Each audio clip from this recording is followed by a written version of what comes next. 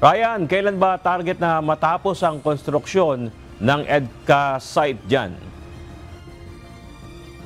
Bernard, target ng Department of National Defense o DND na matapos ang mga konstruksyon sa EDCA site dito sa Cagayan de Oro sa taong 2026.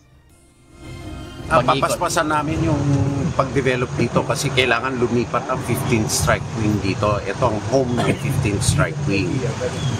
Magiging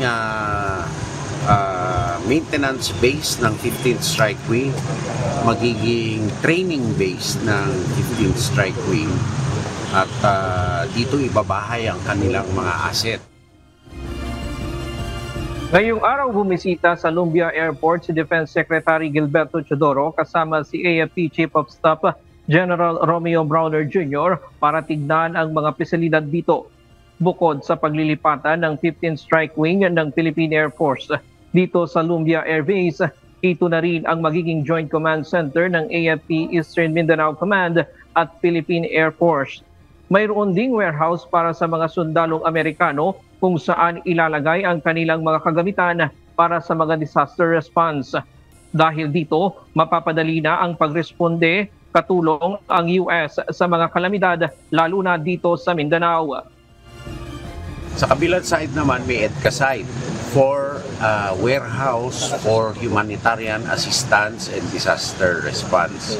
Pati rampa para sa ganon makapreposition ang US ng kagamitan para sa disaster response at madali na lang ang pagkuha ng goods pag kailangan. Magiging base na rin ito para sa Northern Mindanao Disaster Operation. Ayon kay Secretary Teodoro, gastos ng Pilipinas ang pagpapatayo sa mga pasilidad dito. Kabilang sa mga binisita ngayong araw ang Air Traffic Control Tower, HADR Warehouse Multipurpose Warehouse and Runway at Monolithic Dome.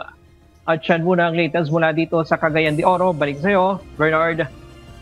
Maraming salamat, Ryan Lacanlale, live mula sa Cagayan de Oro City.